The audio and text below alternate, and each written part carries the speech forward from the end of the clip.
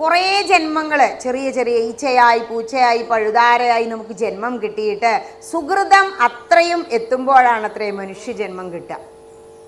മനുഷ്യജന്മം കിട്ടിയിട്ട് തന്നെ ഞാൻ പറഞ്ഞ പോലെ പഠനം, ജോലി, വിവാഹം, പ്രാരാബ്ദം, ഗൃഹസ്ഥാശ്രമം, അത് കഴിഞ്ഞ വാനപ്രസ്ഥമില്ല, സന്യാസമില്ല, അങ്ങനെ പോവാതെ ജീവിതത്തിൽ ഇപ്പോൾ റിട്ടയർമെൻ്റ് ആയിട്ടാണെങ്കിലും ഒരു ക്ഷേത്രത്തിൻ്റെ കമ്മിറ്റിയിൽ അംഗമാവുക, ആ ക്ഷേത്രത്തിലെ മാതൃസമിതിയിൽ ഒരു അംഗമാവുക, ആ ക്ഷേത്രത്തിന് വേണ്ടി എന്തെങ്കിലും ഒരു കാര്യം നമ്മുടെ കൈ കൊണ്ട് ചെയ്യാൻ കഴിഞ്ഞാൽ, ഈ കൈ എന്തിനാ കിട്ടിയത്?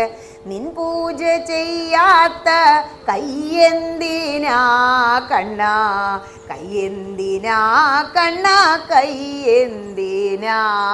ഞാൻ കുറേ ജോലി ചെയ്യുന്നുണ്ട് വീട്ടിലെ, എൻ്റെ പ്രാരാബ്ദം, അത് നമ്മളെ കടമയാണ്. നമ്മൾ കാരണം ഭൂമിയിലേക്ക് വന്നവരാണ് നമ്മുടെ മക്കൾ, നമ്മൾ വരാൻ വേണ്ടി കാരണക്കാരായവരാണ്, ഈ ശരീരം തന്നവരാണ് നമ്മുടെ മാതാപിതാക്കളെ, അത് നമ്മുടെ കടമയാണ് വീട്ടിലെ ജോലികൾ. പക്ഷേ അവിടെ നിന്ന് ആ പുറന്തോട് പൊട്ടിച്ച് നിങ്ങളൊരു ക്ഷേത്രാങ്കണത്തിലേക്ക് കയറി വന്ന് ഞാനും കൂടാം, ഇത്തിരി പണി ഞാനും അടുക്കളയിൽ ചെയ്യട്ടെ, അതാണ് സേവനം. ആ രാമചന്ദ്രസ്വാമിയുടെ കാൽച്ചുവട്ടിലിരിക്കുന്ന, നിങ്ങളുടെ ആ മുഖമണ്ഡപത്തിലിരിക്കുന്ന ഹനുമാൻ സ്വാമിയെ പോലെ സേവന മനോഭാവം ഉണ്ടാവുക.